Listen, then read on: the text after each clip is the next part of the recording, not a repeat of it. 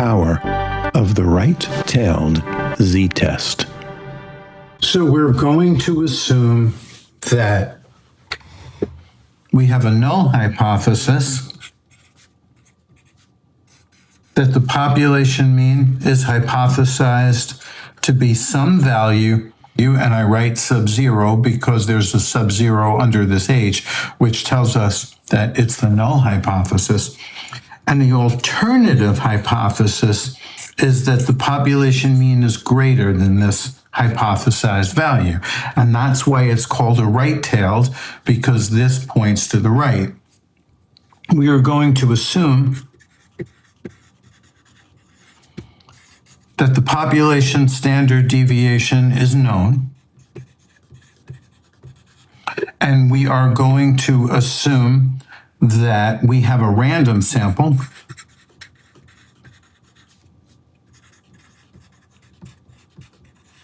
and we're also going to assume normality because, of course, this is the z-test. So without these assumptions, we wouldn't be doing the z-test, right? And we're going to have some specified alpha. And what is alpha? Alpha is the probability of rejecting the null hypothesis when the null hypothesis is true. And alpha is a Greek letter, right? And we have the power of the test. This is the Greek letter pi. But in the context of statistics, pi is not the ratio of the circumference to the diameter of any and every circle that can be conceptualized, but rather pi is the Greek letter representing the power of the test. So pi is the probability of rejecting the null hypothesis when the alternative hypothesis is true. Right? So if you look at this,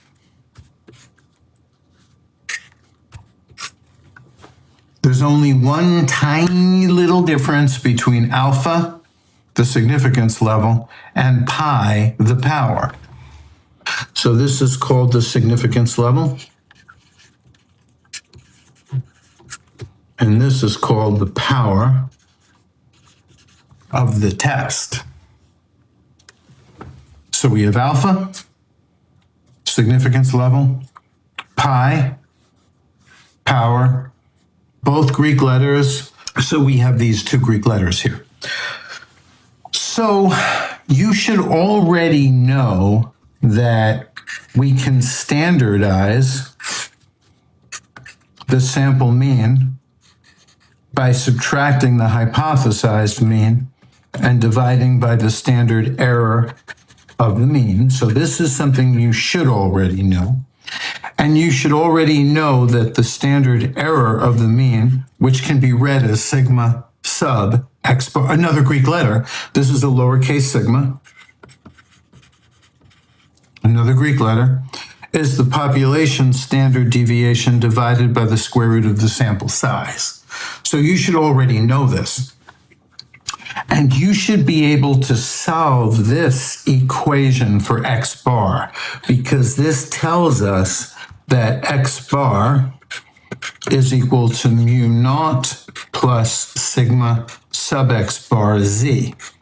So we have this very important equation and this very important equation that relate to one another in a one-to-one correspondence. Now, this will be particularly useful in calculating power because in the right-tailed test, we are going to reject the null hypothesis.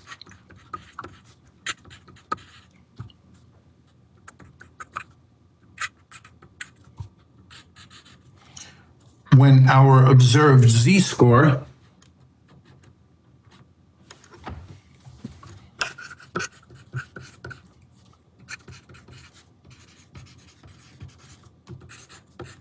is greater than or equal to our z sub alpha. And technically, you should make the z sub alpha a lowercase z. If you want to get really technical, this is your random variable, and this is an actual value that the random variable can realize. So this is a really big deal. We reject the null hypothesis when z is greater than or equal to z sub alpha, or when x bar is greater than or equal to x bar sub alpha. This is called the standard critical value.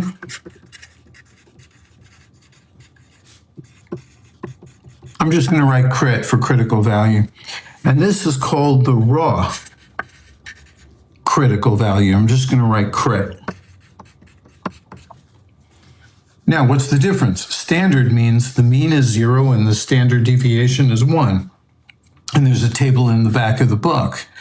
This means that you can have any mean you want and any standard deviation you want. And as long as you know this beautiful little formula here, you can take the standard critical value and re-express it in the scale of the original problem. And that is what we are going to do right now. It is the central idea behind calculating statistical power. So let's do this. So if x bar is equal to mu naught plus sigma sub x bar z, then x bar alpha is equal to mu naught plus sigma sub x bar z sub alpha. That means we can get a raw critical value on whatever scale we are measuring in so easy just by calculating this little formula. But it means something else. We can get the power of the statistical hypothesis test for any value under the alternative hypothesis. And I'll call such an arbitrary value that is greater than mu naught, I'm going to call this arbitrary value of the population mean mu sub 1. And what does this really mean? This is the probability of rejecting the null hypothesis when the actual mean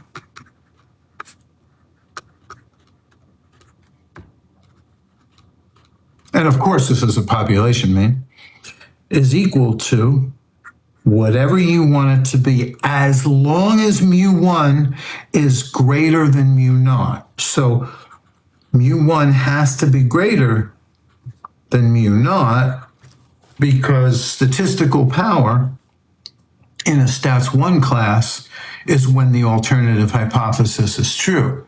As you go into more advanced levels of statistics, you can have power functions, also known as power curves, and then you can include values in the parameter space for both hypotheses, and that's an interesting thing to do, but we won't do that in Stats 1, you know? So this pi is the power of the test to detect a mean of mu sub 1. So that's another way to even write this. Grab another color. So another way to write this is the power of the test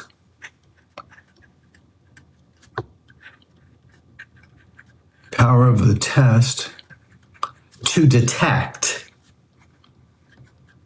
And that's really the language that statisticians use to detect a mean of mu sub 1. So in practice, you will hear the language in both ways. Probability of rejecting the null hypothesis when the actual mean is mu 1. Mu 1 has to be greater than mu naught for it to be power. And power of the test to detect a mean of mu 1, again, mu 1 has to be greater than mu naught for it to be called power. And I want to show you what the formula for this is. So the power of the hypothesis test to detect a population mean that is mu 1, which has to be greater than mu naught because it's a right-sided test, is equal to the probability of rejecting the null when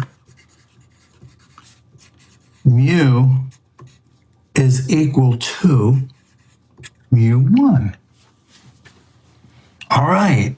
Now we can do this because we already know that we reject the null hypothesis when x bar is greater than or equal to the raw crit.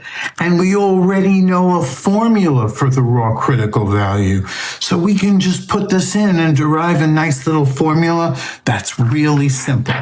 So we have the probability that x bar is greater than or equal to x bar alpha when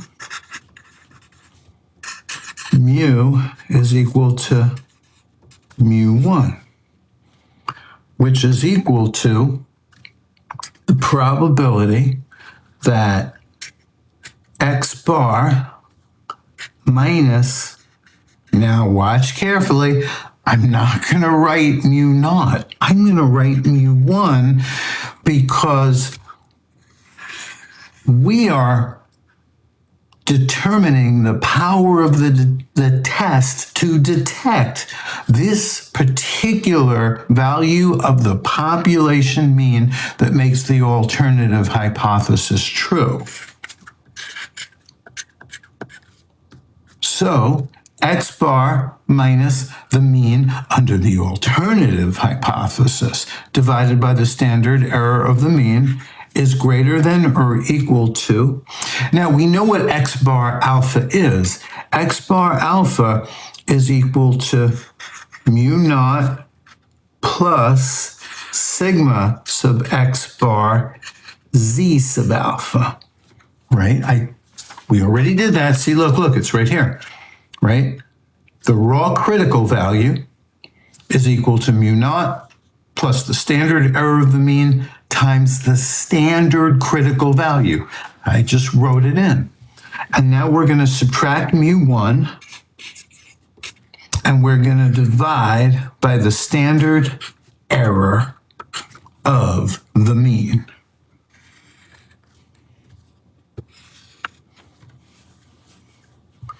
Now, this is a really beautiful little formula that might seem complicated, but it isn't. Subtract the mean under the alternative hypothesis, because it's power, divide by the standard error of the mean. Now, you're doing the same thing, right? Same exact thing. What is x bar alpha? It's mu naught plus sigma sub x bar z sub alpha. This is x bar alpha. Subtract the mean under the alternative hypothesis, because we're computing power, divide by the standard error of the mean. Simple, simple, simple. Now, if you remember the cumulative distribution function, which is in the back of most textbooks, gives us area not to the right, which this inequality is asking for, but area to the left. So this is actually 1 minus the cumulative distribution function evaluated at this argument over here. I'm just going to rearrange the terms. That's all I'm going to do to make it a little more simple, I'm going to write this as mu naught minus mu 1. So we get this taken care of. We get this taken care of. Plus sigma sub x bar z sub alpha. Now this is taken care of. Quantity divided by sigma sub x bar, the standard error of the mean. We now have a formula for statistical power.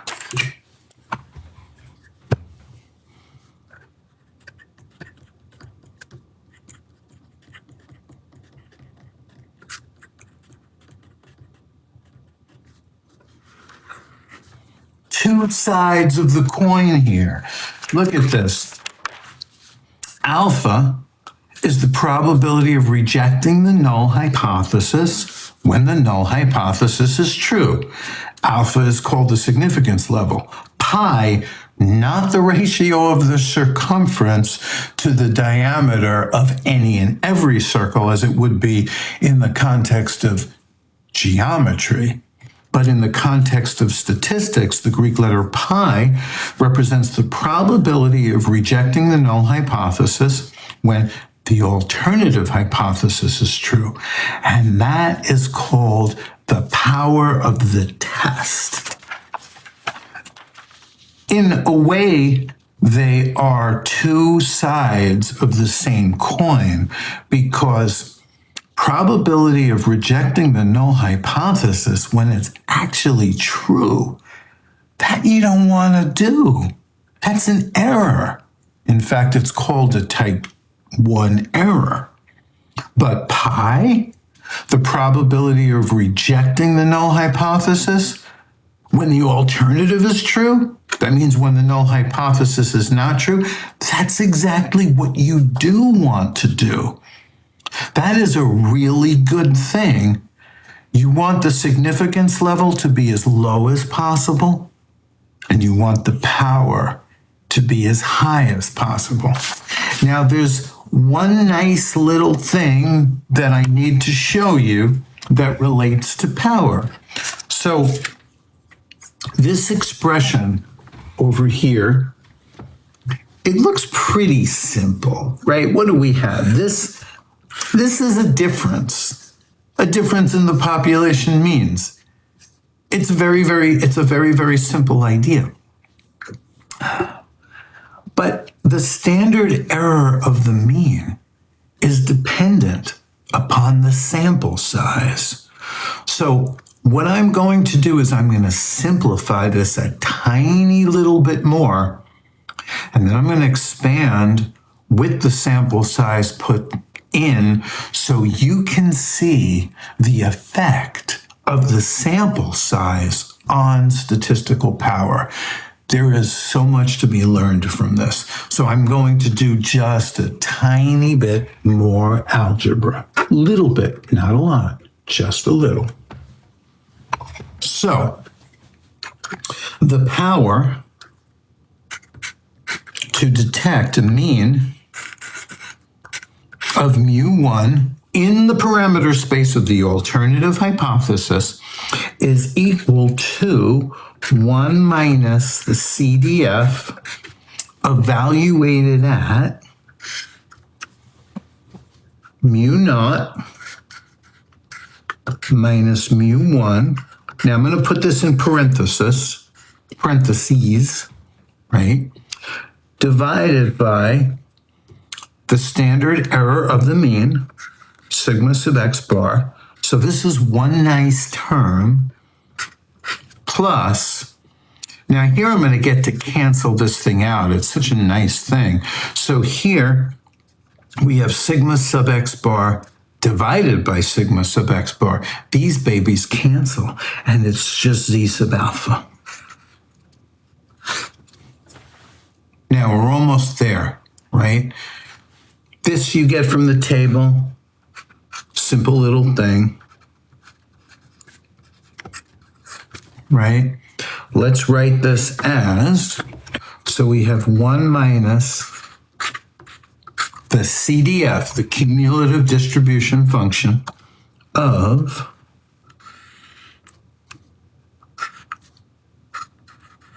mu naught minus mu 1 divided by the population standard deviation divided by the square root of the sample size plus z sub alpha. Now, I'm going to simplify this just a tiny bit more so that you have a nice compact little formula, but I'm going to have to write this on a separate page. And now I want to simplify this a little bit. So we have the power to detect a mean of mu sub 1 is equal to 1 minus the cumulative distribution function of mu naught minus mu 1 times the square root of n over sigma plus z sub alpha. As the sample size gets larger, see, mu naught minus mu 1, this is some difference. It is what it is, right? It stays the same, right? Whatever it is, right? As n gets larger and larger and larger, right? Now, here's the thing. This difference is negative, right? It's negative because it's a right-sided test. So if you look at this, and let me go back to the hypothesis. See, mu sub 1 has to be greater than mu naught. It says that, right? Under the alternative hypothesis, the population mean has to be greater than mu naught. So if this thing is greater than mu naught, this thing is negative, right? This thing, as n increases, this thing gets more and more negative. This can get so negative. Now, if this was getting larger and larger, this thing would be getting closer and closer to 1, 100%. But as this thing gets smaller and smaller, you can get arbitrarily close to 0. I want you to really think about this. This is really everything here in this power idea. As z gets larger and larger, the area to the left gets closer and closer to 1, and you can get as close as you want to 1. And as z gets smaller and smaller, which means more negative, right? If z gets smaller and smaller, you're having less and less area to the left. You can get arbitrarily close to 0. So as this sample size increases, this becomes more and more negative. The more and more negative it becomes, the closer this thing comes to 0. So what I want to do is I want to write it this way. So as n, I'm going to write arrow infinity to just mean as n gets larger and larger, as n approaches infinity, this whole term becomes more and more negative. This whole argument of the CDF.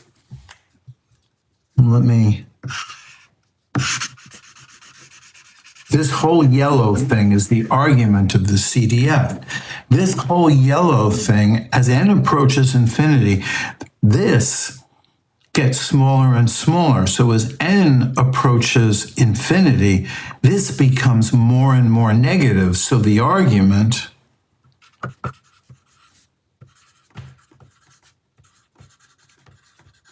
which is also called the input, gets closer and closer to negative infinity.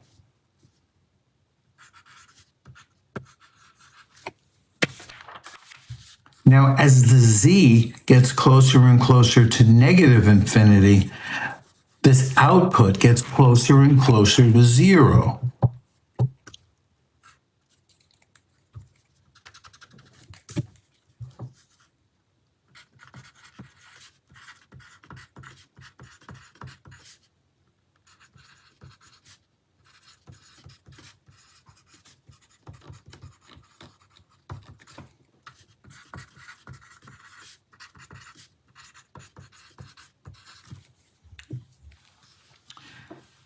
One minus something really, really small can be made arbitrarily close to one. So this formula tells us as n approaches infinity, power, now pi is not the ratio of the circumference to the diameter of every and any circle that can be conceptualized by the human mind. Pi in the context of statistics is statistical power. Pi power approaches 1, also known as unity.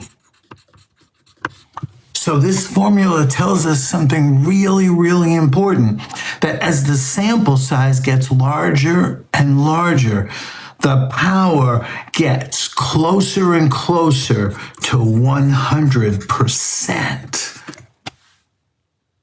That is a big freaking deal, because the more money you can spend on a statistical study to get more study subjects, let's say each subject is one observation, the more money you spend, the more statistical power you have to detect the alternative hypothesis.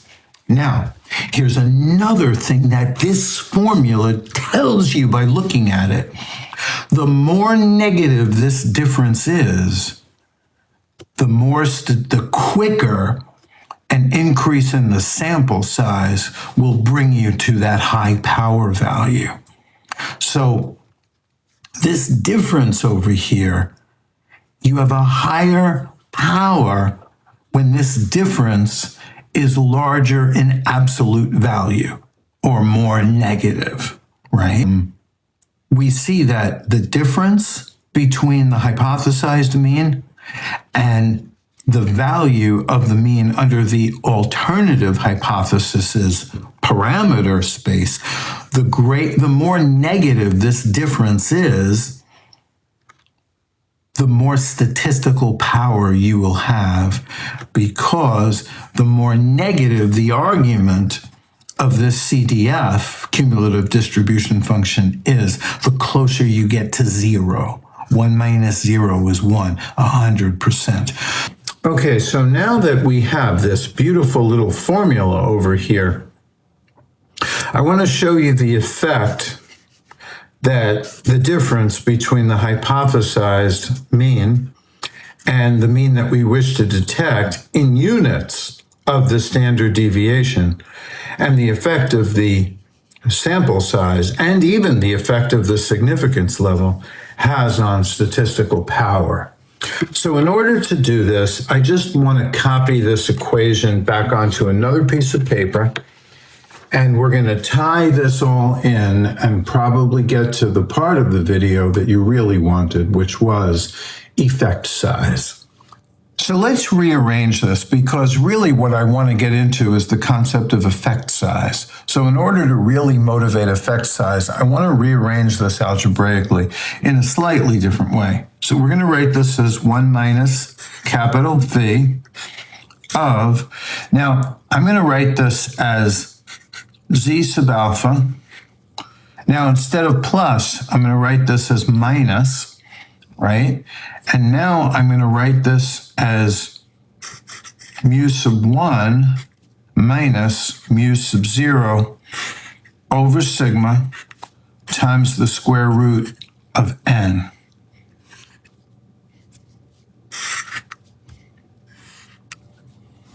And I want to show you that this is exactly the same expression. So we have plus z sub alpha over here. We have plus z sub alpha over here. Now I'm making this negative, but I'm interchanging the mu1 and the mu naught. So this becomes negative. Negative times a negative is positive. But what we have here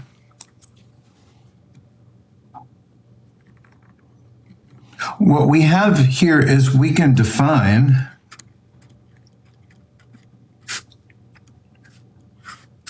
I'm going to call this delta sub mu, right? Sorry for the Greek letters, but it makes sense to do this. This is mu1 minus mu naught, right? And this could be called the mean difference.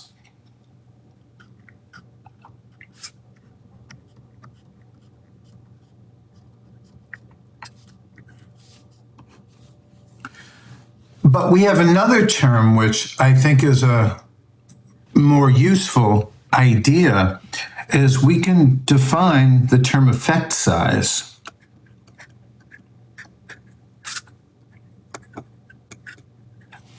And what we do is we look at this mean difference and we divide this by the standard deviation. And what will this tell us, right? This tells us the number of standard deviations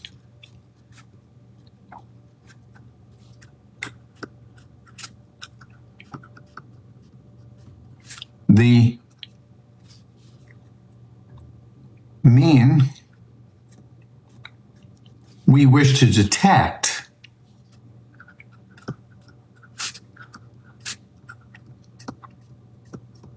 is above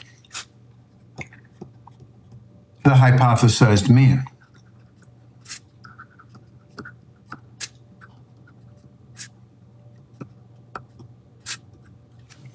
And if we want, we could give this a symbol like ES for effect size, and it's not E times S, and it's not the expected value of S, it's ES. This is one term, right? Effect size.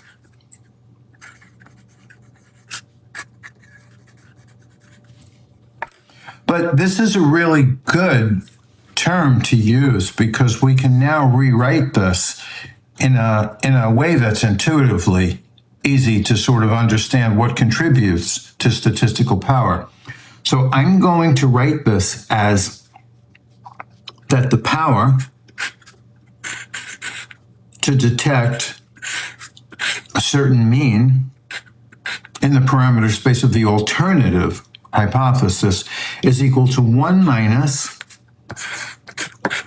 the CDF evaluated at Z sub alpha minus, now this is the effect size, right? The number of standard deviations, the mean we wish to detect is above the hypothesized mean.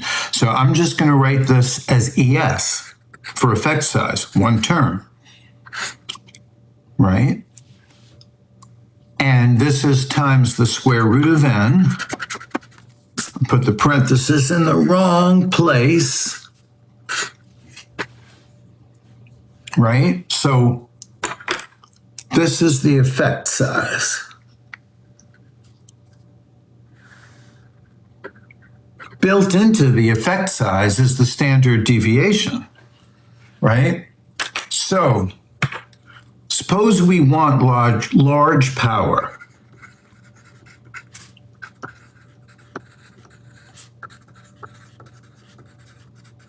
Well, what are the ways we can get large power, right?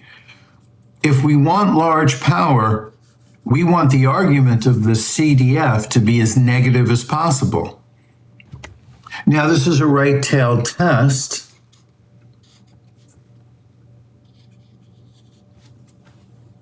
Now, the smaller the alpha is, the closer the output of the CDF. This is the CDF. This is Z sub alpha, right? So this is the output of the CDF. So the smaller the alpha is, and we want the alpha to be as small as possible, the more positive value we are adding to this entire input.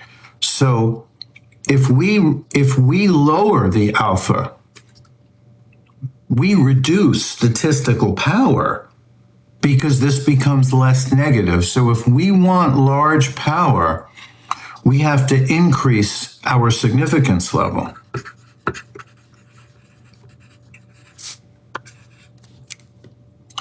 However, if we want this thing to be as close as possible to zero, the more negative we make this entire input to this CDF, right? This whole thing is the input to the CDF.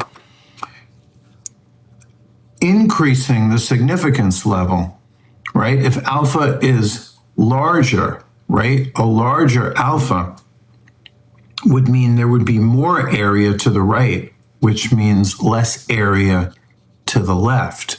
So the larger the significance level, the less positivity we're adding to this.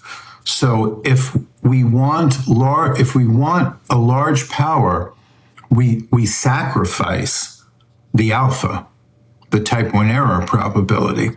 And if we want to make this more negative, we want a large effect size.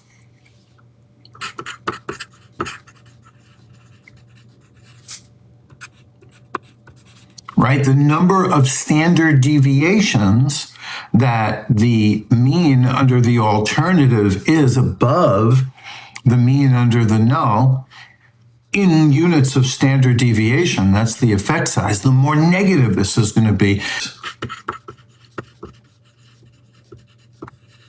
And also, as the sample size increases, this also becomes more negative.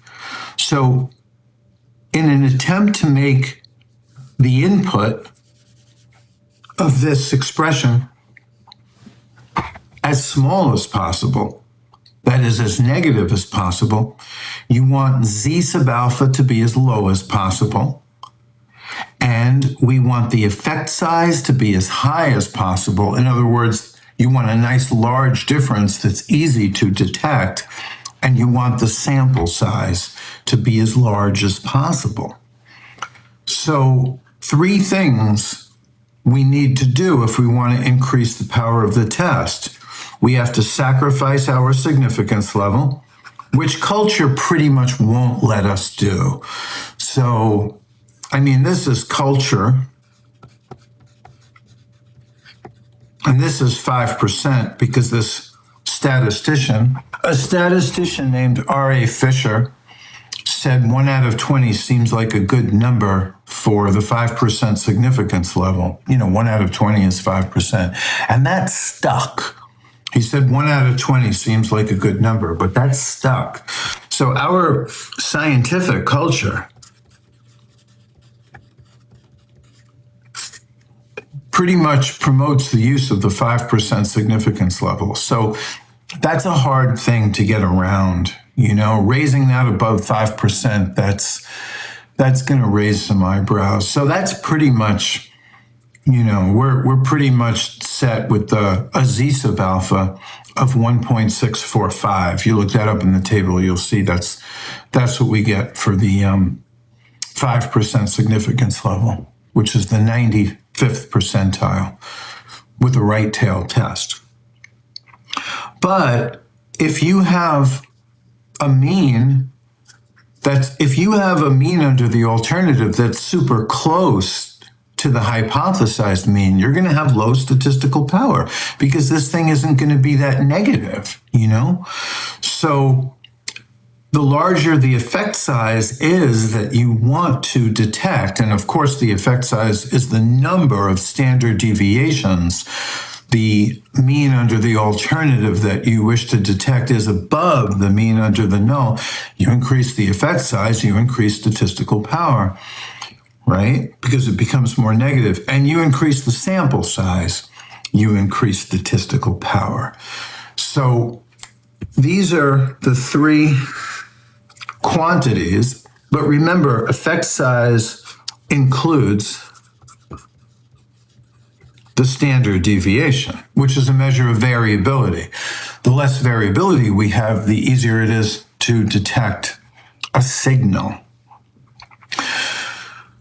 So, in summary, we have a nice simple formula for the right-tailed test that expresses the power to detect a value of the mean in the parameter space of the alternative hypothesis. This is 1 minus the cumulative distribution function of quantity z sub alpha, which is probably going to be fixed at 1.645. Nothing you can do about that. That's scientific culture, right? Because that was a person's opinion. And then we're subtracting the effect size in units of standard deviation times the square root of the sample size. So this is really, if you understand this for the right-tailed test, you can do it for the left-tailed test, and you can do it for the two-tailed test. And if you understand it for the simple z test, and you get this concept of effect size, even the more sophisticated statistical tests that you encounter will rely on the same statistical intuition that comes out of a deep understanding of this simple little formula right here. And with that, this is Dr. J. Lee Noose for College Statistics.